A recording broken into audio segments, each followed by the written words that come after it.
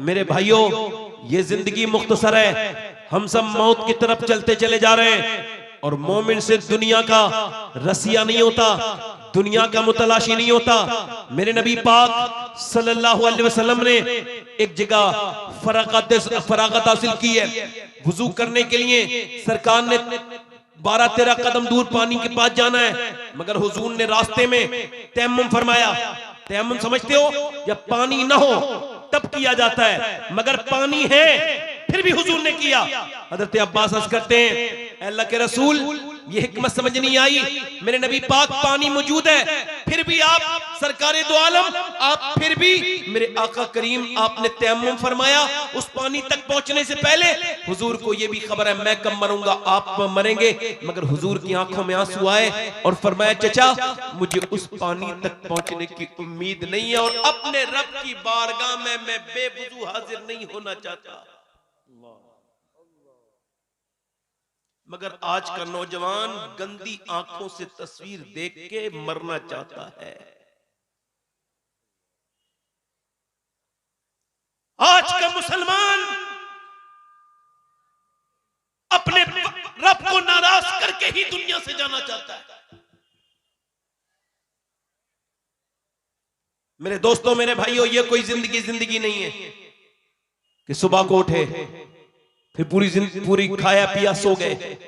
वही तुम्हारे बच्चे भी कर रहे हैं। इसी वजह से आज की मेरी तकरीर का उन्वान यह है कि आपने अपने बच्चों के साथ कैसे खौफे खुदा शेयर करना है, कैसे अपने बच्चों को कब्र के बारे में बताना है।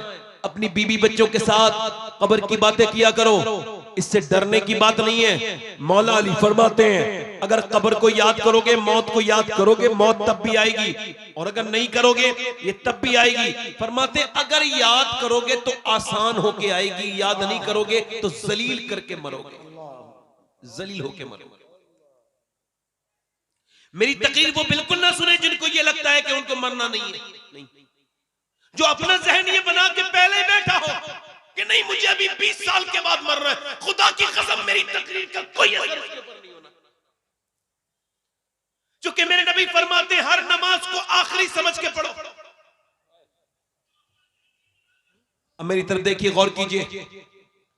जब बाप बेपरवाह है, जब मां बेपरवाह है, अब देखें तो बच्चे जैसे आपके सामने हैं, ये खड़े होकर पेशाब करने वाले लड़के जितने भी हैं, टीवियां, फिल्में, ड्रामे, गाने, बाजे और ये बेहूदगियां करने वाले, इनकी माओं से पूछो जब ये अपने इनके पेट में थे तो वो फिल्में देखती थी कि नहीं?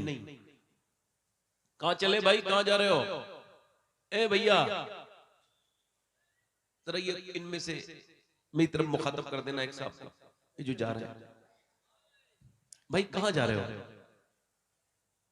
हम तो आपके लिए 2000 किलोमीटर का सफर तय करके आए।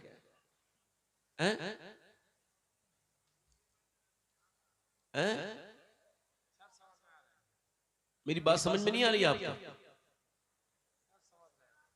माशाल्लाह, नहीं जाने दीजिए। मैं तो ऐसे पूछ रहा हूं कि हालांकि इंतजामिया से जो मेरी बात हुई थी तारीख देते वक्त, मैंने कहा था 12 बजे तक अगर माइक दे सकते हैं तो तारीख लीजिए, वरना कहीं और दे दूंगा। तो वो तो इन्होंने पूरा नहीं किया, रात ज्यादा कर दी, इसी की वजह से ये।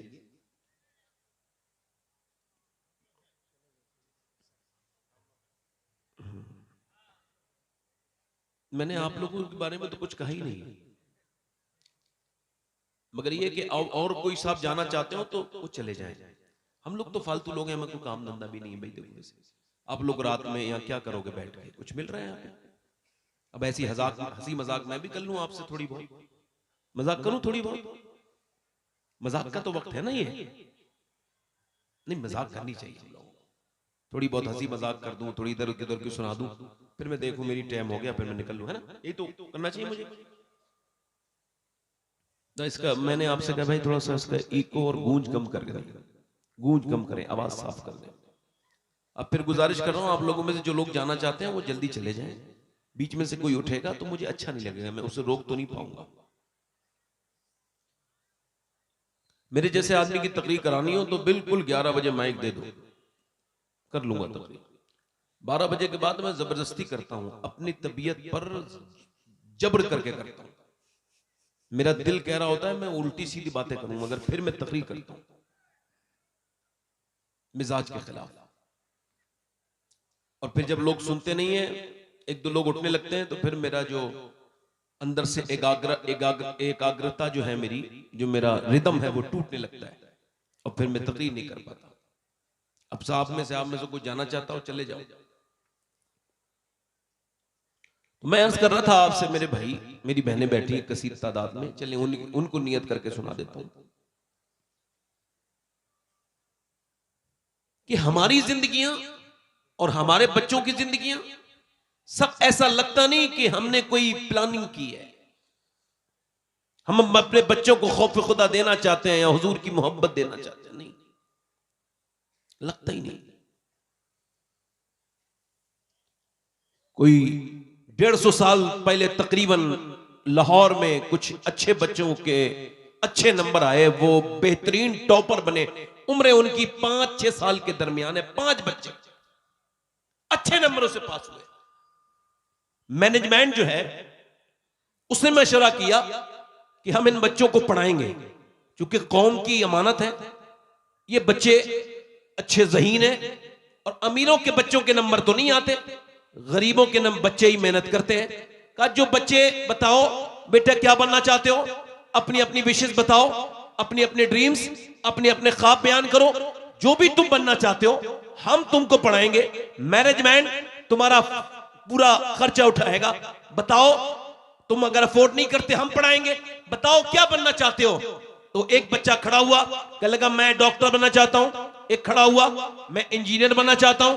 एक बच्चा खड़ा हुआ कहा मैं सरकारी फौज में जाना चाहता हूं, जनरल बनना चाहता हूं। एक ने कहा फलसफी। मगर एक बच्चा बड़ी ज़हीन, बड़ी खूबसूरत, वो सबसे ज्यादा ज़हीन वही था, मगर वो नहीं बोला। उससे बोला बोलो ना बेटे, रोने लगा। कहा बेटे रो मत, तुम अपना दिल थोड़ा ना करो, जो भी तुम बनना चाहते हो हम तुमको बनाएंगे, तुम अपना दिल थोड़ा ना करो। मुझे खबर है कि तुम्हारा बाप निहायती गरीब है, वह तुम्हें पढ़ा नहीं सकता है, तुम बोलो क्या बनना चाहते हो। बच्चा हिम्मत करके आगे बढ़ा और बोला मैं सहाबी रसूल बनना चाहता हूं। अल्लाह अल्लाह। मास्टर ने हैरत का इजहार किया कि सहाबी तो वो होता है जो हुजूर के जमाने में पैदा होके ईमान ला, ईमान पे रुखसत हो जाए, मगर तुमने ये कैसे कह दिया। कहने लगे ये मुझे नहीं खबर था, ये बात मुझे खबर नहीं थी, इस बात का मुझे इल्म नहीं था। मगर वो कहता है कि मेरी माँ ने मुझे, जब और औरतें अपने बच्चों को लोरियां और पंजाबी गीत और गाने सुनाती हैं, मेरी माँ कभी ऐसा नहीं करती। मेरी माँ मुझे रोज कभी अबू बकर सिद्दीक की बात बताती है, कभी उमर फारूक आजम की बात बताती है, कभी उस्मान गनी की बात बताती है, कभी मौला अली की बात बताती है, कभी वो कहती है कैसे बिलाल के सीने पे पत्थर रखे जाते थे। मेरी माँ कभी कहती है कि कैसे बिलाल को अंगारों पे लिटा दिया जाता था। मास्टर साहब, और मेरी माँ एक बात ये भी कहती है बेटे सियाबी वो होता है जिससे हुजूर बहुत प्यार करें। मास्टर साहब मुझे वैसे ही बना दो जिससे मेरे मुस्तफा जाने रहमत प्यार करने लगे। ये कह के बच्चा रोया तो मास्टर ने उसकी पेशानी चूम के कहा मेरे लाल तेरी माँ ने इतनी बेहतरीन तेरी बुनियाद रखी है कि तू बहुत बड़ा आदमी बनेगा। सिहाबी तो नहीं बनेगा मगर आदमी बहुत बड़ा बनेगा। बच्चा जब बड़ा हुआ तो वाकई में बड़ा आदमी बना। उसका नाम डॉक्टर मोहम्मद इकबाल था। उसी ने कहा था कि मोहम्मद से वफा तूने तो हम तेरे हैं, ये जहां चीज है क्या लोह कलम। नारे तकबीर, जरा दोनों हाथों को उठाकर नारे तकबीर, नारे रिसालत, मज़हब इस्लाम, लोह कलम। ये कैमरे वालों मैंने आपसे कहा था कि जरा थोड़ा सा बोलो, नहीं बोलोगे तो यहां से मैं उठाऊंगा तो नहीं मगर बैठे भी नहीं रहने दूंगा। जोर से बोलो सुभान अल्लाह। हाथ आवाज आनी चाहिए आपकी। आप बीच में आगे खड़े हो गए, यहां से लाइन हो गई मफलूज, यहां से 2 मिनट के हट के लिए दिखाओ। ये सब ना बोले तो कह देना। ये आप ऐसे आगे बुत बन के बैठ गए कि पीछे की जो पब्लिक है उससे हमारा कनेक्शन ही टूट गया। समझ आ रही नहीं आ रही आपको? जरा जोर से बोलो सुभान अल्लाह। इधर वाले बोलो लब्बैक या रसूल अल्लाह। इसका मतलब ये माँ जैसी होगी बच्चा वैसे ही होगा। क्या बात है। इकबाल कहता है कितनी खूबसूरत घर बनाओ, कितना ही बेहतरीन घर बना लो, इकबाल, डॉक्टर मोहम्मद इकबाल कहता है, और तुम बना भी रहे हो, मैं भी बना रहा हूं, आप भी बना रहे हैं, बेहतरीन घर, मगर घर बर्बाद हो जाएगा। इकबाल कहता है वो घर बर्बाद होने से नहीं बच सकता, चाहे कितना ही उसके अंदर आलीशान टाइल्स लगी हो, कैसे ही बेहतरीन मार्बल लगा हो, चाहे कितनी बेहतरीन वो कॉलोनी में बना हो, मगर घर वो बर्बाद होकर ही रहेगा जिसमें हुजूर की बेटी सैयदा फातिमा ज़हरा का जिक्र नहीं होगा। अल्लाह अल्लाह अल्लाह अल्लाह। मतलब घर है औरत से, औरत है हया से, घर है औरत से, औरत है हया से, और हया है सैयदा फातिमा ज़हरा से। क्या बात, अल्लाह अल्लाह अल्लाह अल्लाह अल्लाह। इसी वजह से माओ ने जो भी जिंदगी गुजारी उसका असर उनकी बेटी और उन पे बेटों पर हुआ। क्या बात है मियां। अगर माएं बिगड़ गई तो उनकी बेटियां भी। ये बच्चे जो पागल मां के पेट से पैदा होते हैं, आपने कभी रिसर्च किया बच्चे कौन है? गौर किया कभी? मां के पेट से बच्चा पागल पैदा हो गया, मालूम है आपको? इस पे हॉवर्ड रिसर्च करता है और वो कहता है ये 80% बच्चे वो हैं जो अपनी मां के पेट में थे तो बाप ने मां को मारा, जाहिल को खबर नहीं कि मैं अपनी बीवी पे हाथ नहीं उठा रहा हूं बल्कि अपने होने वाले बच्चे की जिंदगी के साथ मैंने खिलवाड़ कर दिया, उसकी मेंटल हेल्थ पे असर पड़ा। बाप ने मां को मारा, बच्चा पेट में था, असर कर गया। अब जरा गौर करें, आप तवज्जो करें, इंसान मेरी तरफ आप गौर करें, मेरी तरफ तब गौर करें। अल्लाह ने किसी को औलाद दी है और इंशाअल्लाह किसी को वो देगा, अपने फजल से अता करेगा। कुछ बाप हैं और कुछ इंशाअल्लाह बनेंगे, मगर मैं आप सबसे गुजारिश कर रहा हूं जरा मेरी बात पर ध्यान दें कि जब डॉक्टर के पास औरत जाती है तो डॉक्टर कहता है देखो अगर तुम ये चाहती हो तुम्हारा बच्चा ताकतवर पैदा हो तो ज्यादा प्रेगनेंसी में तुमको आयरन खाना है, और आयरन में क्या मतलब, सेब खाना है, और तुमको ज्यादा जो है वो बादाम खाओगी तो दोनों में आयरन है, बच्चे में आयरन बढ़ेगा। विटामिन सी के लिए नींबू पीना, विटामिन डी के लिए, विटामिन सी के लिए नींबू और संतरा खाना, और विटामिन डी के लिए तुमको ज्यादा अमरूद खाना है। जितना धूप में बैठोगी, जितना धूप का असर होगा, उतना ही बच्चे के अंदर विटामिन डी बैठ होंगे। अब मुझे बताओ बंगाल वालों, जब अल्लाह का बनाया हुआ सेब, संतरा, अनार, अमरूद अगर मां खाए तो बच्चे पे असर हो जाए, तो क्या मां अल्लाह का कुरान पढ़ेगी तो बच्चे पे असर नहीं होगा?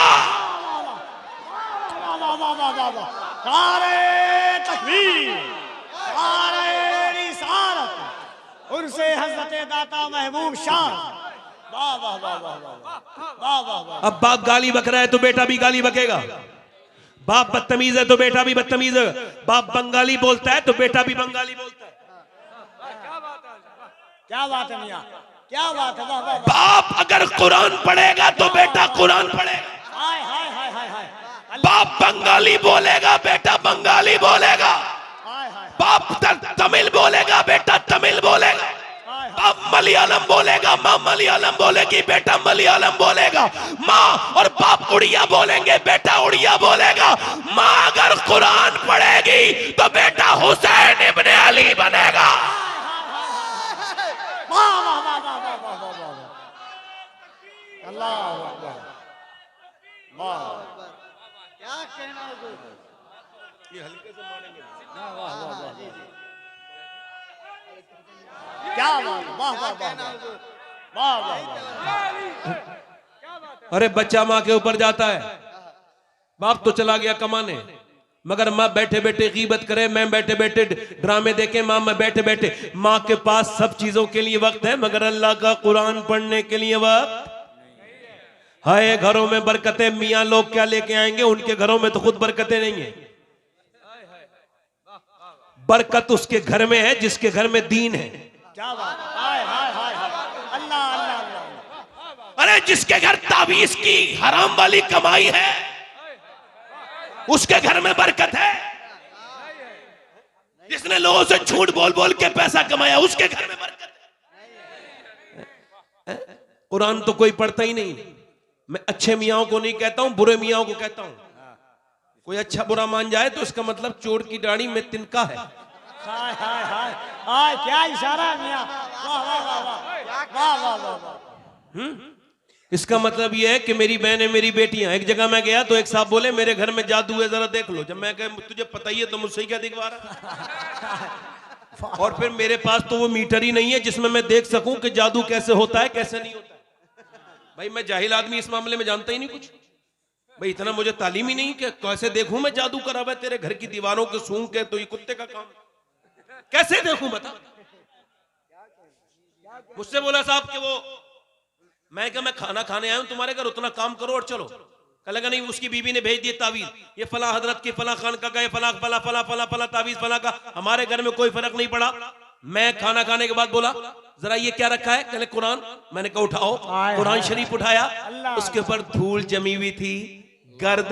मैंने उसको जब खोला, वुजू था मेरा, मैंने कुरान शरीफ को उसको खोल के पढ़ना शुरू किया। कुछ 2-3 आंसू उस पर गिरे मेरे। मोमिन हूं, मुसलमान हूं, मुनाफिक नहीं हूं, अल्लाह जानता है मैं मुनाफिक नहीं हूं। कुरान जब पढ़ा तो वो बोले क्यों रो रहे हो? मैं क्या इस वजह से रो रहा हूं जिन घरों में मियाओं के तावीज की इतनी इज्जत हो कि उनको अलग अलग कपड़ों में और अलग अलग खुशबू में बसाया जाता हो, और जहां अल्लाह का कुरान धूल और गर्द में जमा हुआ हो वहां बरकत नहीं आ सकती। मेरे भाइयों, किस कुरान को छोड़ा है? अहले बैत का नाम लेने वालों, तुमने भी कुरान को छोड़ दिया।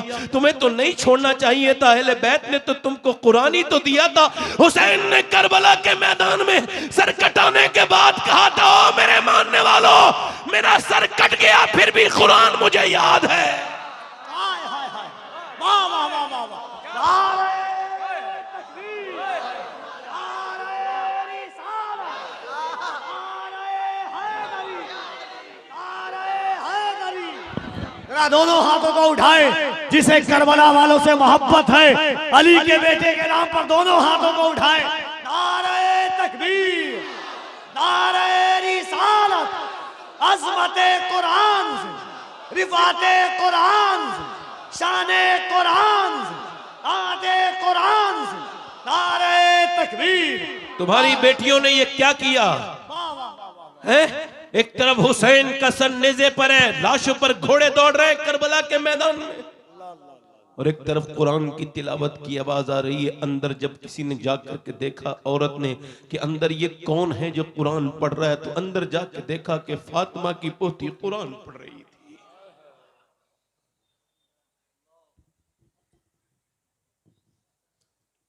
फातिमा बिनते हुसैन कुरान पढ़ रही थी, उधर बाप की लाश पर घोड़े दौड़ रहे थे। तुम अहले बैत के मानने वाले हो, मुंह दिखा सकते हो अहले बैत को? तुम्हारे घरों से कुरान की तिलावत की आवाज नहीं आती। फातिमा नाम रख करके इंस्टाग्राम पर अपने जिस्म की नुमाइश करके और फिर अपने फॉलोइंग बढ़ाने वाली तू कैसे जाएगी? मरना तो तुझे एक दिन तो है। ये बता मेरी बहन, तू नबी की बेटी के सामने किस मुंह से जाए?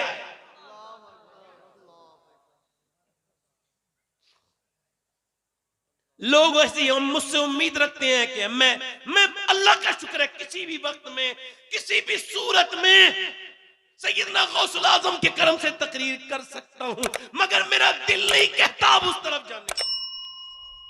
मैं आप सबसे पूछना चाहता हूं, जब मुसलमान लड़कियां गैर मुस्लिमों के हाथ में डाल के वीडियो उनके वायरल होने लगे और उस वक्त भी तो कौम सुकून से सो रही हो, तो कल कयामत के दिन मेरे नबी को क्या जवाब देंगे? जब 10 लाख लड़कियां इस उम्मत की गैर मुस्लिमों के घरों में चली जाएं और किसी को कोई फिक्र ना हो, तो फिर हम तकरीरों में आपसे दाद वसूल करने आए? मैं तो हाथ जोड़ने आया हूं इन बहनों और बेटियों से कि खुदा की कसम फेंक दो वो तुम्हारे मोबाइल जिन्होंने तुम्हें इस मजहबी तर्ज से जुदा कर दिया। पकड़ लो कुरान, अल्लाह सब देख रहा है। वो रात में मोबाइल पे गैर महरम से बात करते हुए औरत को भी देख रहा है और वो रात में कुरान की अपने मोबाइल की स्क्रीन पर कुरान की तिलावत करने वाले को भी देख रहा है। इस मेले में आके जो लड़कियों को देख रहा है बदबख्त, उसकी उस पे भी नजर है, और जो इस मेले में आके हुजूर की मोहब्बत में रो रहा है उस पे भी। वाह वाह वाह वाह वाह वाह वाह वाह, क्या बात है मियां, वाह वाह वाह वाह वाह। पानीपत करनाल में एक बच्चा पैदा होकर रोने लगा। 1-2 दिन 3 दिन इमाम आजम अबू हनीफा की नस्ल से उसका ताल्लुक। 1 महीने लगातार इलाज के बाद भी वो ठीक नहीं हुआ। 1 महीने के बाद हजरत फखरुद्दीन बहाउद्दीन ज़करिया मुल्तानी के दामाद गुजर के जा रहे थे, अपने मुरीदों से बोले बच्चे के रोने की आवाज आ रही है जी हुजूर आ रही है, पर मैं रो नहीं रहा है, अल्लाह को याद कर रहा है, अल्लाह का वली है। कहा हुजूर ये अच्छा छोटा बच्चा, हाँ मादरजाद वली है। कहा कैसे? का चलो दिखाता हूं। दरवाजे पे जाके बोले कोई है? कहा जी मेरा बेटा है। कहा आपको मुबारक, आपका बेटा अल्लाह का वली है। का दिमाग को ठीक है तुम्हारा? बड़े मियां न सोया न सोने दिया, 1 महीने से परेशान हो, आप इसको वली कह रहे हैं? कहने लगे उसको बुरा ना कहो, मेरी गोद में लेके आओ। बच्चे को गोद में लाके दे दिया। अल्लाह के वली ने एक कान में कुछ पढ़ के दूसरे में कुछ पढ़ा, बच्चा खामोश। कहने लगे साहब ये क्या पढ़ के सुना दिया इसके कान में, जो बच्चा सुनते ही खामोश हो गया, क्या पढ़ के फूका है? मैंने तो बड़ी बड़ी दवाइयां खिलाई। कहने लगे बाद में बताऊंगा, पहले बताओ क्या इसकी माँ कुरान की हाफिजा है? कहा है तो। कहा तो सुनो, जब ये अपनी माँ के पेट में थे ना, तो माँ ने फिर उठते बैठते चक्की चलाते रोटी बनाते कुएं से पानी भरते, और जब सोते जागते माँ इतना कुरान पढ़ा, इतना कुरान पढ़ा, इतना कि बेटे को माँ के पेट के अंदर कुरान सुनने की आदत पड़ गई। उस बच्चे की रूह की गिजा कुरान की तिलावत बन गई। जब माँ के बच्चा पैदा हुआ, माँ गंदगी में चली गई, जचगी में चली गई, कुरान उसने पढ़ा नहीं। बच्चे को कुरान की भूख लगी थी, तुमने उसको सुनाई, अपने तुमने उसको दवाइयां खिलाई। मैंने उसकी एक कान में एक आयत पढ़ी कुरान की, दूसरी में दूसरी पढ़ी, बच्चा खामोश हो गया। उसी बच्चे का नाम शरफुद्दीन बू अली शाह कलंदर पानीपती है। बाजारों में घूमने वालियों के यहाँ अच्छे बच्चे पैदा नहीं होंगे, गालियां बकने वालों के यहाँ पे अच्छे बच्चे पैदा नहीं होंगे, बेनमाजियों के घर नमाजी बच्चे पैदा नहीं हो सकते। और बोलो, दिल लग रहा है आप लोगों का? नहीं लग रहा? जोर से बोलो सुभान अल्लाह। गैर मुंक़सिम हिंदुस्तान में एक चौधरी थे, उनकी 2 बीवियां थी। उनका नाम था बाज़ैद। 1000 बीघा जमीन, 100 नौकर, बड़े नाम वाला आदमी। 2 बीवियां तो थी, उसने तीसरी शादी कर ली, तो तीसरी बीवी उसे ठीक मिल गई। कभी कभी बीवी ठीक भी मिल जाती है, इसको तीसरी ठीक मिली। ये बात क्यों कह रहा हूं? इस वजह से कि उसकी बीवी नमाज पढ़ती थी, वो 2 नहीं पढ़ती थी, दोनों बेनमाजी थी, ये नमाजी थी। अच्छा, ये नमाजी भी थी, अल्लाह वाली भी थी। यानी नमाज पढ़ के अगर घमंड कर ले तो इंसान बेकार हो गया, किसी लायक नहीं है। और इंसान अगर नमाज पढ़ के आजिज़ी पैदा हो जाए तो समझो उसकी नमाज कबूल हो गई। अब देखो, नाक ना लगे तो नमाज नहीं होती है। बोलो बात सही है कि गलत है? अच्छा, नाक का क्या मतलब है? जब पेशानी लग गई तो हो जानी चाहिए थी, मगर उलमा कहते हैं नहीं नहीं भाई, नाक लगानी जरूरी है, मगर नाक के नहीं होगी। अरे क्यों नहीं होगी? अरे नहीं होगी भाई, हमें क्या पता नहीं होगी। अब बड़े उलमा है, उनसे पूछो तो वो उसकी सही हिकमत बताएंगे, मगर जो मेरे समझ में आई मैं समझा रहा हूं आपको।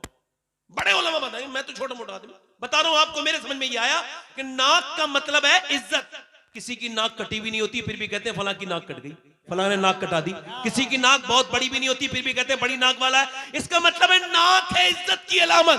जब तक सजदे में लगेगी नहीं नमाज होगी नहीं। इसका मतलब ये, जब तक घमंड होगा तब तक नमाज हो नहीं सकती, जब तक घमंड को रगड़ेगा नहीं नमाज होगी नहीं।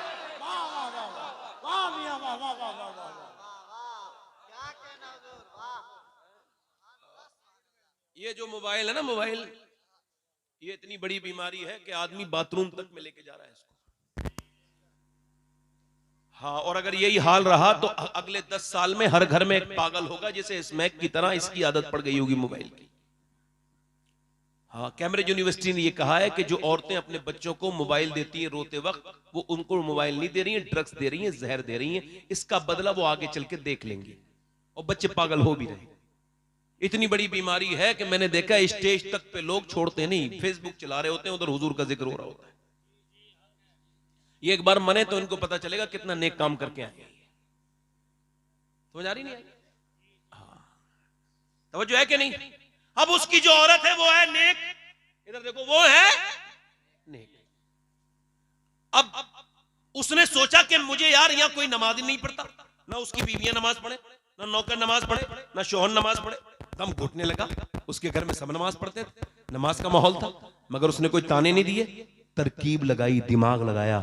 इसी वजह से नसीहत करना बड़ा आसान है। नसीहत कब और कैसे और किन अल्फाज के साथ करनी है, ये सबसे मुश्किल काम है।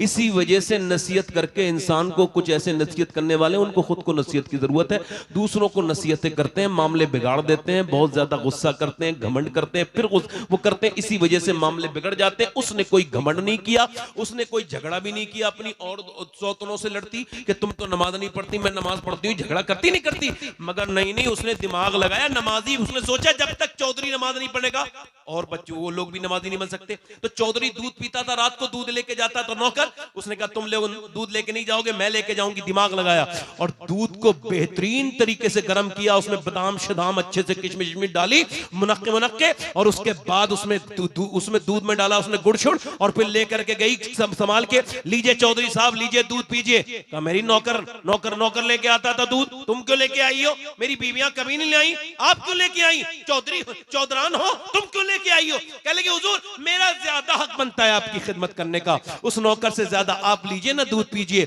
उसने अच्छे से कहा, उसने दूध पी लिया। कह लगे मैं आपके पांव भी दबाना चाहती हूँ। कहा क्यों? कहा अपने घर पे अपने अब्बा की अम्मा की खिदमत करती थी, अब आपकी खिदमत करूंगी, इजाजत दीजिए। कहा ठीक है। उसने जो है ना उसको इजाजत दे दी। अब वो पांव दबाने लगी, दबाना भी जानती थी, ऐसे पॉइंट जानती थी जिससे रिलैक्स फील करे इंसान। वो ऐसा नहीं, कुछ लोग दबाते हैं तो और दर्द कर देते। उसने दबाया, बेहतरीन तरीके से दबाती रही। चौधरी को नींद आने लगी, रिलैक्स फील हुआ, सो लगा। कह लगी चौधरी साहब आपको आ रही है नींद और मैं भी जा रही हूं सोने, अगर आप बुरा ना माने तो फजर की नमाज में उठा दूं।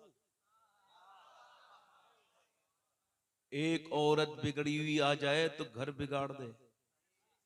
इसी वजह से लोग शादी करते थे तो नानी तक चेक करते थे। हाँ, अब नहीं देखते, अब तो माल हो। अब हाजी जी को भी माल की जरूरत है। इंशाल्लाह यही माल का लालच तुझे इसी बहू के हाथ से जलील करवाएगा। हाजी जी थोड़े दिन का सब्र कर ले। अमीरों की लड़कियों की शादियां हो रही हैं, गरीबों की लड़कियां बैठी हैं। अमीरों ने खूब लंबे इंतजाम किए हैं, अब बेहतरीन खाने दाने। गरीब लड़की भी आ गई, चली गई, मगर सजदे में जाके बोली मालिक मेरा बाप तो गरीब है, 4 बहनें हैं हम, ना बाप इतना कमाएगा, ना मेरी शादी कभी होगी। आज के जमाने में मुजाहिद है वो लड़का जो ऐलान करे मैं उसका हाथ इस महफिल में चूमने के लिए तैयार हूं, हालांकि मैं सैयद हूं, फिर भी वो चाहे किसी बिरादरी का हो, उसका हाथ चूम लूंगा। जो ये ऐलान कर दे कि मैं शादी जब करूंगा तो बगैर जहेज के सुन्नत के मुताबिक करूंगा, मुझे कोई खाना नहीं चाहिए, कोई शादी में वो जब कोई उसको पूछे कोई क्यों, कब मुझे शरीयत के मुताबिक नेक लड़की से शादी करनी है, कोई जहेज नहीं। बाप पूछे क्यों, का इस वजह से अब्बा मुझे अपने इमाम का ये शेर समझ में आ गया है। का कौन सा? का कौन देता है देने को मुंह चाहिए, देने वाला है सच्चा हमारा नबी।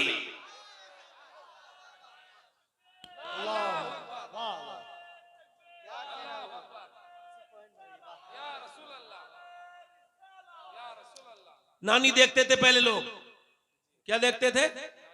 हाँ, अब नहीं देखते। और इस्लाम कहता नानी देखो, अगर नानी इस्लाम में देखनी है तो मक्के की खदीजतुल कुबरा को देखो, और फिर माँ देखनी है तो मदीने की सैयदा फातिमातुज़ ज़हरा को देखो, और फिर नवासी देखनी है तो करबला की ज़ैनब कुबरा को देखो।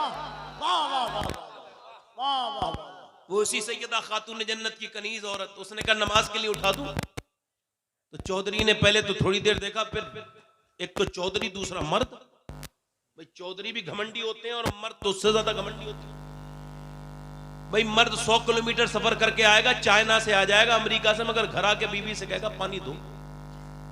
ले भाई उठ के खुद पानी क्यों नहीं किया? इधर एयरपोर्ट पे इमिग्रेशन करा लिया, वहां से सामान उठा लिया, यहाँ से उठा लिया, इधर भाग लिया, उधर भाग लिया, एक घर में आके इतना मोहताज। कहने लगा जहां चलती है ना दादागिरी चलाने का दिल करता है। इसका मतलब ये हुजूर ने फरमाया तुम में बेहतर वो है जो अपनी बीवी के लिए बेहतर हो। और ये बात ऐसी नहीं कर रहा हूं, मैं तो मदीने से भी आता हूं तो खुद ही पानी पीता हूं। क्या बात है, ऐसी बात कहते ही नहीं जिसपे अमल ना करे आदमी। बेवजह में पागल नहीं बनना चाहिए आदमी को। जोर से बोलो सुभान अल्लाह। अब उसने कहा नमाज के लिए उठाऊं, उससे बोला तू मुझे समझेगी, भाग यहां से। जलील कर दिया ना उसे। कर दिया ना, जल्दी बोलो। ये भी कह रहे हैं, ये भी कह रहे हैं, आप भी। ये बताओ जो बदतमीजी करे वो जलील है, जो बदतमीजी सहले वो जलील है? नहीं नहीं, जो कह रहे थे अभी वही कहो। जो गाली बके वो जलील, या जो गाली सुन के जवाब ना दे वो जलील?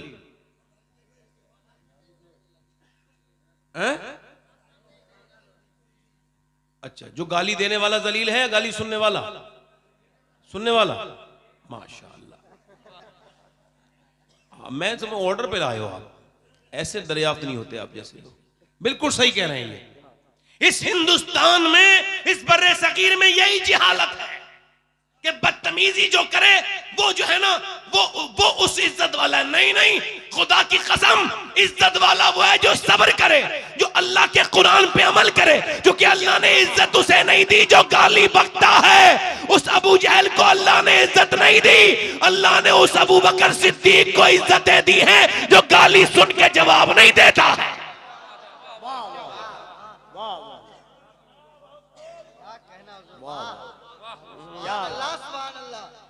जरा जोर से बोलो, पीछे वालों में कोई है जिसके समझ में मेरी बात आ रही हो तो जरा जोर से बोले, जरा सुभान अल्लाह। उसने कोई रास्ता नहीं बदला, औरत ने दूसरे दिन भी आ गई, अल्लाह वाली थी, दिल उसका टूटा, फिर आ गई, लीजिए दूध पीजिए। कहा फिर आ गई तुम, फिर नमाज के लिए कहोगी? कहा चौधरी देखती हूं, फिलहाल आप मेरा हक तो न माने, आप पानी तो पीजिए, आप दूध तो पीजिए। दूध पी लिया, उसके बाद पाँव भी याद थे, कल वाले बेहतरीन तरीके से दबाए थे, दूध भी मजे वाला था, दूध तो पी लिया, पाँव भी दबाना शुरू कर दिए। दबाते दबाते दबाते चौधरी को आने लगी नींद। फिर उसने कहा चौधरी साहब बुरा ना मानिएगा, आप खर्राटे ले रहे हैं और फिर मुझे भी नींद आ गई, मैं भी थक गई हूं, मुझे भी नींद आ रही, इजाजत दो। और बुरा ना मानो, गुस्सा ना करो चौधरी, तो सुबह फजर में उठा दूं, अभी लफ्ज पूरे नहीं उठे हुए हैं। एक जोरदार उसने लात मारी, चौधरी ने नीचे गिरी, उसका मुंह फट गया। अल्लाहु अकबर, पत्थर में मुंह लगा और मुंह के अंदर से उसके खून के लोथड़े नीचे को गिरने लगे। मुंह फट गया उस अल्लाह वाली का, मगर एक लफ्ज भी जवाब नहीं दिया। ये नहीं कहा ले अब नहीं आऊंगी जालिम, तू तो मुझे मारता है, मैं तुझे नमाजी बनाना चाहती हूँ। एक लफ्ज भी नहीं बोली। न जाने उसकी माँ कितनी नेक थी जिसने ऐसी बेटी की परवरिश की, किसने बाप और कितने आला घराने की वो लड़की होगी, और उसका बाप कितना शरीफ होगा जिसने ऐसी बेटी की तरबियत की है।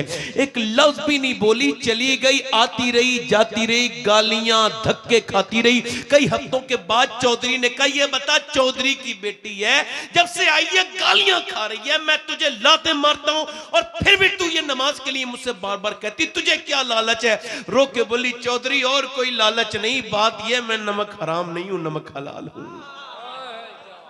तेरा नमक खाती हूं, अगर तू जहन्नम में जाएगा तो कैसे बर्दाश्त करूंगी?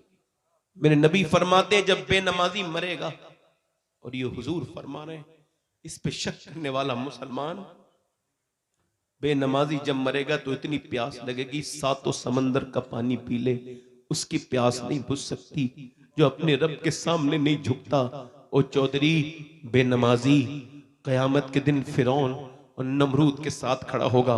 मुझे तुझसे एक लालच है कि अगर तू बेनमाजी रहा तो मेरे बच्चे भी बेनमाजी होंगे और फिर वो जहन्नम में जाएंगे। चौधरी मैं कैसे बर्दाश्त कर सकती हूँ? बस इसी लालच में तेरी गालियां भी खाती हूँ, तुझसे धक्के भी खाती हूँ, तेरी मार भी खाती हूँ, मगर फिर भी आती हूँ, मुझे और कोई लालच नहीं। उसने नजर नजर में ही ऐसे भले सुखन कहे, मैंने तो उसके पाँव में सारा कलाम रख दिया। आगे बढ़ के चौधरी बोला सुबह तुम मुझे न उठाना, मैं सुबह तुम्हें उठा दूंगा, जाओ चली जाओ। सुबह को फजर में उसकी मुराद पूरी हुई। जब उसने अपनी मुराद पूरी होती देखी और जब वो तहज्जुद फजर के वक्त में जब वो सजदे में गया, जैसे ही वो सजदे में गया है ये भी अपने जज्बात पे काबू ना पा सकी। सजदे में जाके फूट फूट के कहने लगी, ओ बेपनाह ताकतों वाले, ओ दिलों को बदलने वाले, ओ मेरे करीम, ओ मेरे रहीम, मैं कमजोर हूं, बड़ी कमजोर पिटी बहुत हूं, तुझे बेहतरीन कदरदान है, तुझे पता है तेरी बंदी कितनी पिटी है, कितनी मार खाई है, कितनी चोटें खाई है, तब मेरा आदमी यहां तक आया है मालिक, तो इसे यहां तक लाना मेरा काम था, इसे कबूल कर लेना तेरा काम है मालिक, इसके दिल को बदल दे, अपनी कमजोर बंदी पे अपना करम कर दे। अल्लाह का फजल हुआ, चौधरी का दिल अल्लाह ने ऐसा बदला कि फिर तहज्जुद तक का पाबंद हो गया।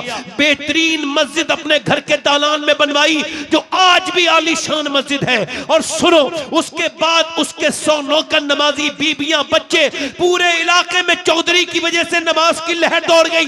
एक औरत ने पूरे इलाके को बदल के रख दिया। जब दोनों के दरमियान बच्चा पैदा हुआ तो कोई आम बच्चा नहीं था, बल्कि सुल्तान मोहम्मद बाहू था, जिसने कहा था तस्बीह फिरी पर दिल नहीं फिरिया, कि लेना तस्बीह फड़ के हूं, इल्म पढ़ा पर अदब न सिखिया, कि लेना इल्म नु फड़ के हूं। जब माँ बाप नमाज पढ़े तो बेटा कुतुबुल अख्ताब बनता है, सुल्तान बाहू बनता है। जब माँ बाप पंजाब में नमाज पढ़े तो बेटा सुल्तान बाहू बनता है। जब माँ बाप ईरान में नमाज पढ़े तो बेटा मखदूम अशरफ जहांगीर समनानी बनता है। जब माँ बाप नमाज पढ़े, जब माँ बाप बंगाल वाले की नमाज पढ़े तो बेटा अलाउल हक पंडवी बनता है। जब माँ बाप नमाज पढ़े मोइनुद्दीन चिश्ती के तो बेटा मोइनुद्दीन बच्चा सुल्तानुल हिंद ख्वाजा गरीब नवाज बनता है। जब माँ बाप नमाज पढ़े अताए रसूल के, और जब माँ बाप नमाज पढ़े निजामुद्दीन को तो बेटा महबूब इलाही बनता है। जब माँ बाप नमाज पढ़े अब्दुल कादिर जीलानी के तो बेटा गौसे आजम बनता है। जब माँ बाप नमाज पढ़े मदीने में तो हुसैन करबला के मैदान में सर रखते हैं और कहते हैं मेरी माँ फातिमा आप जब सर सजदे में झुकाती थी तो फजर में उठा भी लेती थी, मगर हुसैन जब करबला में झुकाएगा तो कयामत ही में उठाएगा। वाह वाह वाह वाह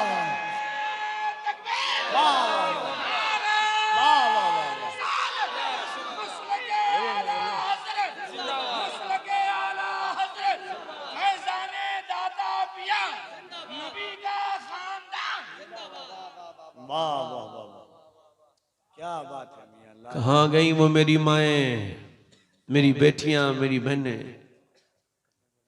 एक सहाबी इधर देखो, ए चाय वाले भाई चला जा भाई, निकल जा भाई, अल्लाह ताला तुझे जजा दे, चला जा। दरूद पाक पढ़िए। 10-5 मिनट और बोलूं तो दिल लगा के बोलो जरा, लब्बैक या रसूल अल्लाह। जिनके दिल लग रहे हो, जिनके दिल लग रहे हो, जो आप दिल से बैठे हो यहां, जोर से बोलो लब्बैक या रसूल अल्लाह। क्या बात है मियां अल्लाह, जवाब। मेरी बहनों को सुनो, कहां गई वो खवातीन, वो कहां है? नहीं है। एक औरत मदीने में दुआ कर रही है, या अल्लाह मेरे नबी जंग जीत जाएं। क्या करें? मेरे नबी जंग जीत। बाप उसका जंग में, मगर ये दुआ नहीं कर रही मेरा बाप जंग जीत जाए, मेरा बाप बच जाए। नहीं नहीं, वो ये दुआ कर रही मेरे नबी जंग, भाई भी जंग में है, ये नहीं कह रहे मेरा भाई बच जाए, बेटा भी जंग में है, मगर दुआ क्या कर रही है मोमिना? अरे यार ये कहा करो, अल्लाह ने अपने हबीब को यार भी चुन चुन के दिए, रिश्तेदार भी चुन चुन के दिए। ना नबी के यारों का जवाब है, ना रिश्तेदारों का जवाब है।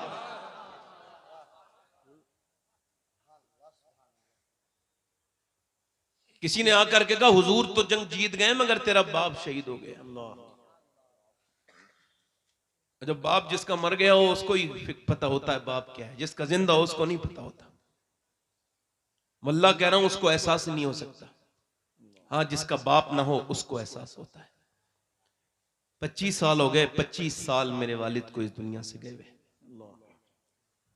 एक दिन ऐसा गुजरा नहीं जब मुझे अपने बाप याद ना आया। कभी कभी तकरीर ज्यादा करता हूं तो फिर और उनकी याद आती है। कोई ऐसी हिंदुस्तान का सूबा नहीं बचा जहां मैंने तकरीर न की हो, जहां उर्दू लोग जानते हैं। और इसके अलावा भी क्या हूं, मगर फिर भी एक बात कह रहा हूं, कभी कभी सोचता हूं कि सब सुनते हैं तकरीर, मेरे वालिद काश एक तकरीर सुन लेते। एक पेड़ पे जब फल उतरे तो वो पेड़ रोने लगा। तो किसी ने पूछा क्यों रोता है? कहने लगा मेरा माली नहीं है, आज सब मेरे फल खा रहे हैं, काश मेरा माली भी होता, वो भी तो देख लेता। कुछ लोग ऐसे हैं जो अपने बाप को रुलाते हैं, मरने के बाद फिर रोते हैं। कुछ लोग ऐसे हैं जो घर बनाते हैं फिर रोते हैं। कुछ लोग घर से निकाल देते हैं माँ बाप को, और कुछ लोग घर बना के कहते हैं काश मेरे माँ बाप होते।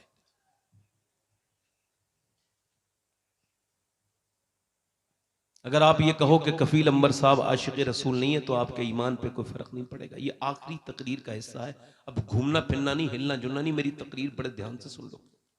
मैंने आपके मिजाज से तकरीर की, मेरे मिजाज की बस 20-10 मिनट की तकरीर सुन लो बस। अगर कोई ये कहे कि कफील अंबर आशिक रसूल नहीं है तो उसके ईमान पे कोई फर्क नहीं पड़ेगा, हालांकि उसको ऐसा गुमान नहीं करना चाहिए, ऐसा गुमान गुनाह है। मेरे बारे में, मौलाना शौकत के बारे में, जितने भी उलमा हैं यहां, इनके बारे में, मेरे बारे में सोचेंगे शबात हुसैन आशिक रसूल नहीं है, आपके ईमान पे कोई फर्क नहीं पड़ेगा। मगर मेरे भाइयों में जिसका नाम ले रहा हूं, अगर सोच लिया आपने तो ईमान पे भारी फर्क पड़ेगा।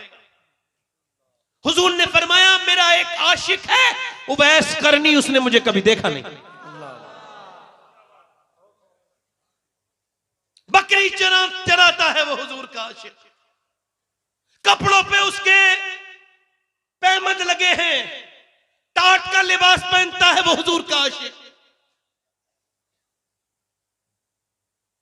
अब जब कोई मदीने से आता है तो हम पूछते हैं ओ मदीने से आने वाले, बता गुंबद खजरा कैसा है, बता हुजूर की जाली कैसी है, बता मवाजे शरीफ पे खड़े होकर सलाम करते हैं तो कैसा लगता है, बता हुजूर की दर की इफ्तार कैसी है। मगर वो ये नहीं पूछते थे। जब कोई मदीने से आता था, माँ फालिज में मुब्तला है, माँ की वजह से जा नहीं सकते, जब कोई मदीने से आता था तो उवैस ये नहीं पूछते थे गुंबद खजरा कैसा है, वो ये पूछते थे कि हुजूर की जुल्फें कैसी हैं। तुम्हारा दिल नहीं तड़पता हुजूर के चेहरे के दीदार के लिए? मेरा इमाम तो कहता है उठा तो पर्दा, दिखा दो चेहरा, वो कमाले हुस्न हुजूर है कि गुमाने नक्श जहां नहीं। उवैस पूछते थे मेरे नबी की आंखें कैसी हैं, मेरे नबी की। मां ने एक दिन देखा, मां ने एहसास करके बोली क्या बहुत मोहब्बत करता है? उवैस कुछ बोले नहीं। और वासिफ अली वासिफ कहते हैं मोहब्बत खामोश कर देती है, कुछ बोले नहीं। मां ने पूछा क्या उनका दीदार करना चाहता है? अब फूट पड़े, मां जाना तो चाहता हूं मगर तुझे छोड़ के नहीं जाऊंगा ना। नबी ने फरमाया जिसके माँ बाप जिंदा हो वो जिहाद पे भी ना जाए, तुझे छोड़ के कैसे जाऊंगा? मां ने कहा मेरे लाल, मेरे बेटे, मेरे लाडले, जब मैं तुझे 1.5 दिन 3 पहर की इजाजत देती हूं, चला जा। मां ने जब ऐसा कहा इससे ज्यादा ना रुकना मेरे बेटे, तेरी मां का कोई ख्याल रखने वाला नहीं। उवैस चल दिए, चला हूं एक मुजरिम की तरह मैं जानिबे तैबा, मदीने का सफर है और मैं नमदीदा, किसी के हाथ ने बढ़कर सहारा दे दिया, वरना कहां मैं और कहां ये रास्ते पेचीदा, कहां मैं और कहां उस गुंबदे खजरा का नजारा। नजर उस समत उठी है मगर नादीदा, बसारत खो गई लेकिन बसीरत तो सलामत है। मदीना हमने देखा है मगर नादीदा उठ गए। उवैस करनी मदीने की तरफ चले, उनके मीनार पर जब पड़ेगी नजर क्या सुरूर आएगा। मैं मदीने चला, मदीने पहुंचे। दाता लाहौरी कहते हैं हुजूर के दरवाजे पर जाके दिल धड़कने लगा, उवैस करनी कब हुजूर आएंगे। आवाज दी क्या मेरे सरकार तशरीफ रखते हैं? अंदर से आवाज आई कौन? का मेरा नाम उवैस है, मैं बकरी चराने वाला चरवाहा हूं, मैं हुजूर के दीदार के लिए आया हूं, मेरी मां बीमार है, रुक नहीं सकता, सरकार हो तो करम फरमाए। जब ये आवाज दी तो अंदर से आवाज आई हुजूर तो नहीं है, ए मुसाफिर रात को ठहरो, सुबह हुजूर का दीदार करके फिर चले जाना। बाहर से सिसकियां आई, बाहर से आहें सरदाई, बाहर से उवैस रोने लगे। क्यों रोते हो मुसाफिर? नहीं रुक सकता, मेरी मां से वादा करके आया हूं, हुजूर सुबह आए तो कह देना एक आदमी आया था, बकरी चराता है, कोई हैसियत नहीं उसकी, अपनी मां से वादा करके आया है, हुजूर आए तो मेरा सलाम भी कह देना और मेरी मां के लिए दुआ भी करा देना। मैंने मदीने से देखा है 8 दिन के बाद लोग पलटते हैं, तो मैंने इतने कट्टर दिल लोगों को रोते देखा है जो कभी अपने बाप की मैयत पे भी खुल के नहीं रोए।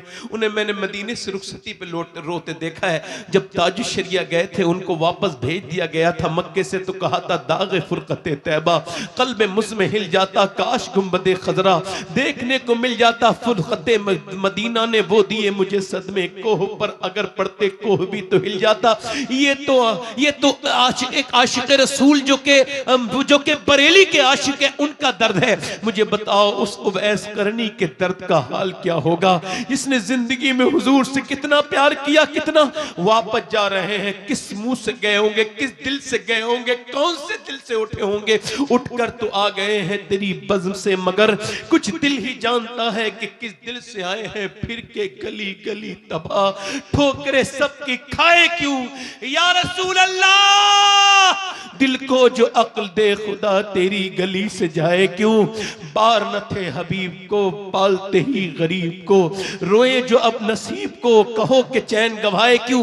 उवैस वापस तो आ गए, सुबह को हुजूर आए, गुलाम बेखबर हो गुलामों से वाक़ा क्या है। फरमाया मेरी आयशा बता कौन आया था मेरे दरवाजे पे, बड़ी खुशबू फैली है मेरे दरवाजे पे, कौन आया था।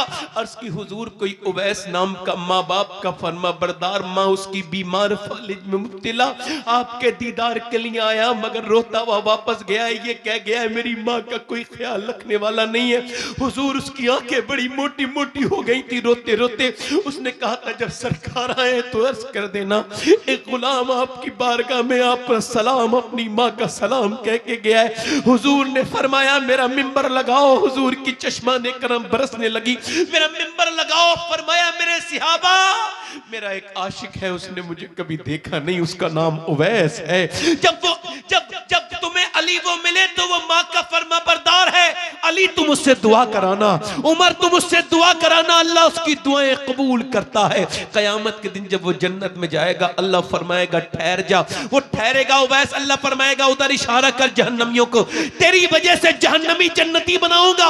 अल्लाह के रसूल फरमाते हैं उसके इशारे से मेरी उम्मत की एक कसीर तादाद जहन्नमी जन्नती बन जाएगी। अल्लाह फरमाएगा ऐसा बदला देता हूं मैं माँ बाप की कदर और इज्जत करने वाले को। ओ मेरे भाइयों, आज माँ बाप है तो इनके कदम नहीं चूमते, इनसे तुम दिल नहीं लगाते, इनसे मोहब्बत नहीं, कल नहीं होंगे तो रोया करोगे। देखो माँ बाप अगर घर में बैठे हो तो टूटा फूटा मकान भी खूबसूरत लगता है, अगर माँ बाप न हो तो कितनी खूबसूरत घर हो वो काटने को दौड़ता है। और माँ के बगैर जिंदगी क्या जिंदगी है। अम्मा आयशा रो रही थी, हुजूर ने फरमाया क्यों रोती हो आयशा। का हुजूर माँ की मोहब्बत देख के रोने लगी। क्या हुआ? का एक आई औरत कह लगी भूखी हूं, मैंने 3 खजूर दे दी, उसके 2 बेटे, एक बुत्ती, एक बेटे के मुंह में 1 खजूर, एक में, और उसने तीसरी खजूर अपने मुंह में रखी तो बच्चे देखने लगे अपनी माँ को अपनी निगाहों से भूखी, तो माँ ने अपने मुंह से खजूर निकाली आदि इसके मुंह में और मुस्कुराती भी चल दी दोनों को खिला के।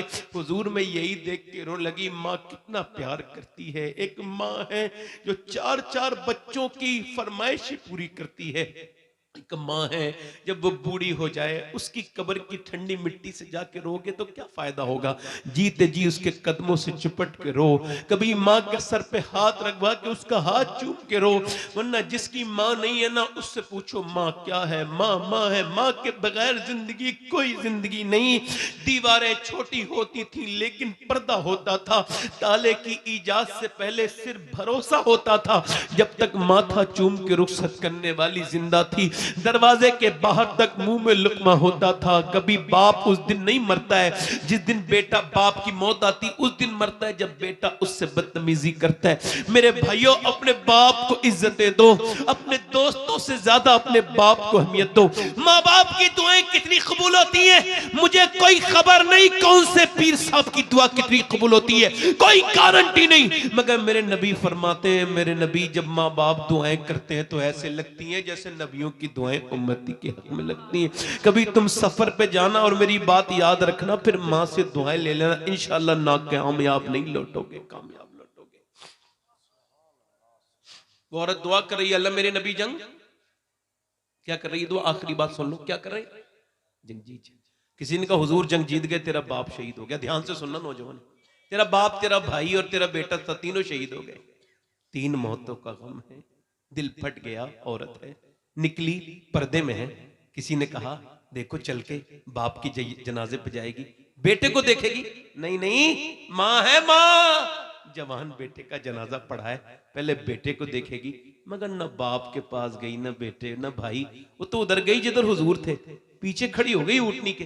हुजूर को देखा, सरकार ने उसे देख के दुआ की, अल्लाह तुझे सब्र दे, तेरा बाप तेरा भाई तेरा बेटा शहीद हो गया। हुजूर की तरफ देख के अर्ज करती, या रसूल अल्लाह मैं आपको देखने आई थी, आप सलामत हैं तो मेरा सब कुछ सलामत है या रसूल। फिर पर्दे में जाके बाप के जनाजे को भी देखा, भाई के भी देखा, बेटे पर्दा सलामत है। किसी ने कहा बाप भाई सब शहीद हो गए, पर्दा भी ये ख्याल है?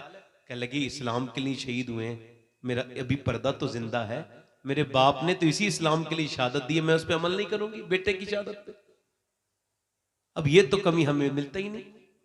अब तो औरतें इस तरह की मिली नहीं, अब तो बाजारों में बेपर्दा टाइट लिबास। मगर मैंने फिर भी वसीयत कर दी है, एक मैंने बात सुनी तो मैंने वसीयत की, अगर फलस्तीन की लड़कियों में जाए ताकि अल्लाह मेरी बख्शिश कर दे, उस जूते के वसीले से अल्लाह मुझे माफ कर दे मेरी खताएं। कौन लड़की मालूम है जिन्होंने ये बयान दिया, हम रात को सोते हैं तो पहले कुरान पढ़ते हैं, फिर बुर्का ओढ़ के सो जाते हैं। किसी ने पूछा बुर्का ओढ़ के तो कोई नहीं सोता ना, कहा हम इस वजह से सोते हैं जब बम गिरता है तो फिर मलबे में से सुबह को लाशें निकलती हैं, ये सोच के बुर्का ओढ़ के सो जाते हैं, जब सुबह को हमारी लाशें निकलें तो पर्दे में होनी चाहिए, बेपर्दा नहीं, कि ताकि कयामत के दिन हुजूर की बेटी सैयदा तैयबा ताहिरा फातिमा ज़हरा से मुलाकात हो तो अर्ज कर दे, नबी ज़ादी हमारे बच्चे भूख से मर गए, पूरे पूरे मोहल्ले पूरे शहर हमारे खत्म हो गए, मगर हमने न कुरान छोड़ा न पर्दा छोड़ा।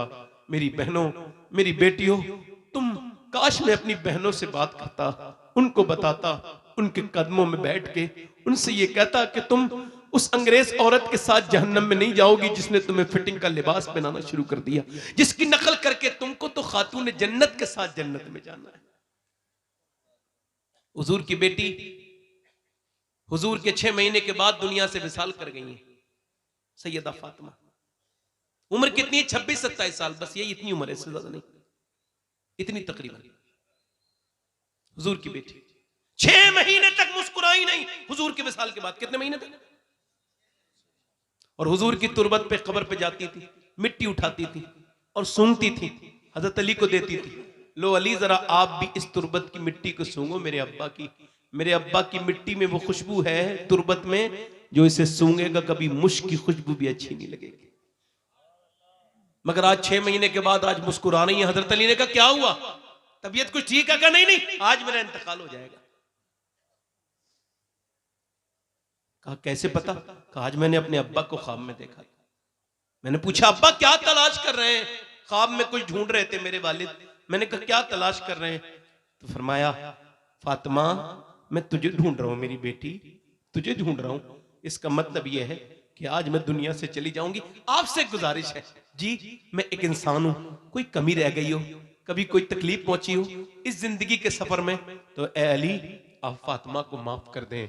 हजरत अली ने सर ऊपर उठाया और कहा फातिमा कैसी बात करती हो, मेरे घर में 17 दिन के फाके सहे आपने, मगर कभी आपने किसी से शिकायत नहीं की, आप मुझे माफ करके चली जाए। चक्की चलाती हैं, झाड़ू लगाती हैं, रोटी बनाती हैं, शिकवा नहीं करती। आज लड़कियां जब गुरूर तकब्बुर करती हैं तो कहती हैं बड़े बाप की बेटी हूं, मैं किसी का काम नहीं करूंगी। मैं कहता हूं दुनिया में जितने बड़े बाप की बेटी फातिमा है, कायनात में ना तो कोई पैदा हुई है ना होगी। एक दिन हुजूर न गए अपनी बेटी से मिलने, फातिमा के अंदर आ जाऊं? नहीं अब्बा अकेले हैं तो आ जाए। इमरान आए मेरे साथ, उनको न लाएं अब्बा। क्यों न लाऊं? न लाएं अब्बा। मेरी बेटी क्यों न लाऊं? आवाज आई अब्बा आपकी बेटी के पास इतने कपड़े नहीं है वो किसी दूसरे मर्द से पर्दा कर सके। एक जोड़ी कपड़े में पहमत लग गए। हुजूर अंदर गए, चादर बिछा, चादर दी। मेरी बेटी क्या हो गया है? चेहरा पीला। अल्लाह का शुक्र है अब्बा, वो मेरी बेटी आंखों में गड्ढे पड़े हैं। क्या हुआ है मेरी बेटी? जब हुजूर ने कई बार पूछा, इसकी तस्की से रोते हुए हंस पड़े। उस तबस्सुम की आदत पे लाखों सलाम। तुम भी तो बेटी वाले हो, तुम्हारी भी तो बेटियां हैं। पूछा बताना मेरी बेटी, मेरी फातिमा क्या हुआ है? अर्ज किया अब्बा और कोई बात नहीं, बस मेरे पेट से पत्थर बंधा है, 5 दिन से मैंने कुछ खाया नहीं, मेरे बच्चे भूखे। हुजूर ने फरमाया फातिमा, ये दुनिया मोमिनीन के लिए कैद खाना, काफिर के लिए जन्नत है। अगर 5 दिन से तुमने कुछ नहीं खाया तो तेरे बाप ने आज 9 दिन से कुछ नहीं खाया, और मेरे पेट से 2 पत्थर बंधे हुए हैं। अम्मी आयशा फरमाती, हुजूर ऐसे करके हाथ उठाते थे, जब दुआ करते थे पेट पे पत्थर बांधने के बाद ऐसे दुआ करते थे, और क्या कहते, अर्ज करते थे, मालिक मेरी उम्मत कभी भूखी न मरे। यानी तुम जितने बैठे हो सबके लिए, मेरे लिए। अजीजुन अलैहि मा अनित्तुम, हदीस की तफसीर में मुफ्ती अहमद यार खनईमी कहते हैं, उम्मती के पांव में कांटा लगने से सरकार को तकलीफ होती है। गुंबद खजरा में दुआ कर रहे हैं, कयामत के दिन आला हज़रत फरमाते खुद हुजूर रो रहे होंगे और क्या कहेंगे, पेशे हक मुद्दा शफात का सुना। थोड़े दिनों की बात है, हुजूर से मिलना है, कब्र में जाना है। ऐसी जिंदगी बनाओ जब कब्र में जाओ तो हुजूर आए और फरिश्ते कहे इसे इन्हें जानते हो, तो कह दो मर मर के इसे पाया, छूटे ना इलाही हब संगे दरे जाना ना। तुम कह दो मुझसे क्या पूछते हो, मेरी आंखों में देख लो, फरिश्ते पूछते हो मुझसे किसके उम्मत हो, ये देख लो, ये है तस्वीर यार आंखों में। उन आंखों से नौजवान क्या हुजूर को कब्र में पहचान सकते हैं जिनसे उन्होंने थोड़ी देर पहले इंस्टाग्राम पे गंदी वीडियो देखी हो। मजाक समझते हो मेरी बातों का। जब मैं मर जाऊंगा तो, और जब तुम भी मरोगे तो तुमको इस बात का एहसास होगा कि मैं तुम्हें डराता नहीं था, हकीकत से पर्दा उठाता था। ये आंखें तुम्हारी नहीं है। ओ अपनी आंखों को बर्बाद करने वालों नौजवानों, ये तुम्हारी आंखें नहीं है। खुदा की इज्जत की कसम, ये अल्लाह की अमानत है आंखें। हुजूर ने फरमाया आंखें बनाई है अल्लाह ने कि खुद अल्लाह का दीदार इन आंखों से होगा, मगर कयामत के दिन अगर इन आंखों ने ये कह दिया मालिक तूने दिया तो था अपने दीदार के लिए, मगर इसने तो गंदा कर दिया, तेरे दीदार के लायक न छोड़ा। बोलो क्या मौत तुम्हारे सरों पे मेरे सरों पे नहीं खड़ी है? क्या और कितने तुम्हारे घरों से मेरे घरों से जनाजे जाएंगे? हमारे दादे परदादे, मैंने अपने बाप और अपनी मां को अपने हाथों से कब्र में उतार दिया, इससे बड़ी कौन सी नसीहत मेरे लिए होगी? मैं अंधा हूं, पागल हो गया हूं, जिंदगियां बर्बाद हो गई हम लोगों की। हमने दीन को मजाक समझा, हमने तकरीरों को मजे के लिए सुनना शुरू कर दिया और मजे के लिए करना शुरू कर दिया। एक औरत मूसा अलैहिस्सलाम के जमाने में आई है, आखिरी बात कह लगी मुझे कुछ दे दे एक आदमी से, मेरे बच्चे भूखे। उसने कहा मैं तुझे बहुत कुछ दूंगा मगर मैं तुझे पसंद करता हूं, रात में मेरे पास आ जाना, मुझे एक रात में एक औरत की जरूरत होती है जिना करने के लिए। उसने कहा मैं अपना जिस्म नहीं बेचूंगी। वापस गई, बच्चे रो रहे थे, बच्चे जब है बच्चे कुछ लेके आई माँ, कुछ लेके आई, बच्चे बेहोश हो गए, गिर गए। तो माँ गई, कहा तुझे जो करना हो वो कर लेना, मैं मजबूर हो गई हूं, अभी कुछ खाने को दे दे। खाने को दे दिया, रात को आई, बिस्तर पे लेट गई, खिला विला के। अब वो जब जितना ही आगे आ रहा है, जितना करीब आ रहा है उतनी कांप रही है। इसने जब इसके हाथ लगाया तो आंसू मोटे मोटे गरम गरम आंखों से निकले। ए रोती क्यों है, पैसे नहीं मिले? का पैसा सब कुछ थोड़ी होता है, ईमान भी कुछ होता है। का क्या मतलब? का जब मैं रात को सजदा करती हूँ तब भी मेरा अल्लाह मुझे देखता है, और जब मैं आज रात में तेरे साथ जिना करने आई हूँ तब भी अल्लाह मुझे देख रहा है। मैं उससे यही कह रही हूँ, ए मेरे करीम माफ कर देना अपनी बंदी को, तेरी बंदी मालिक तू खुद गवाह है कि मैंने कभी जिना नहीं किया। मेरे बच्चे अगर भूखे ना होते, मजबूर ना होती तो कभी ये बुरा काम ना करती। मालिक माफ कर दे, करीम बेपनाह ताकतों वाले माफ कर दे। रोई, वो ऐसी रोई, उसके रोने से उसका दिल धुल गया। बोला जा तूने मेरी आंखें ही खोल दी, इतनी परेशानी में डरती अल्लाह से, ले पैसे दे दिए तुझे, चली गई। अल्लाह कितना करीम है, उसका दिल धुल गया और रात को रो के सोया, अल्लाह मुझे माफ कर दे। एक दिन आई, हाथ तक नहीं लगाया था मैंने, वो कितना रोई है, मैं तो कभी ना रोया। ये सोच के रोने लगा, मुझे माफ कर दे मालिक, मेरे जैसा गुनहगार कोई नहीं, तो तेरे जैसा करीम ही। सो गया, सुबह को दरवाजा खोला, कौन? लगे दरवाजा खोलो, दरवाजा खोला, कौन है आप? सामने जो बुजुर्ग खड़े थे उन्होंने अपना तारुफ करा के कहा मेरा नाम मूसा है, अल्लाह ने तुझे सलाम कहा है। कहने लगे मूसा कोई गलत रास्ते पे आए हो, ये जिना करने वाला आदमी है, लड़कियों की इज्जतें लूटने वाला, मुझे अल्लाह सलाम नहीं कहेगा। गलत नंबर, गलत जगह आए हो, गलत एड्रेस है। मूसा ने कहा कोई नेकी की है? बता के रोने लगा। एक औरत को छोड़ा था। कहा फिर कितना रोया? कहा फिर इतना रोया हूं कि मेरी आंखों के आंसू मेरे गाल तक जरूर आ गए थे मूसा। मूसा ने कहा अल्लाह ने मुझे भेजा है और कहा है बंदे जा मूसा मेरे बंदे से कहना कि वो जो रात को रो रहा था ना, उसके आंसू उसके रब ने कबूल कर लिए, कबूल कर लिए। इतना करीम है, हाँ, एक बार में माफ कर दिया।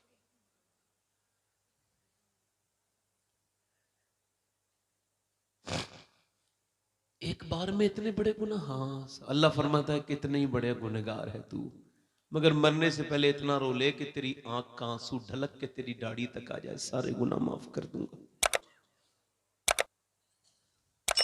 एक बार अपना मुहासबा कर मेरे भाई, एक बार याद कर उस अंधेरी कब्र को जिसमें तू ना चाहते हुए भी जाएगा।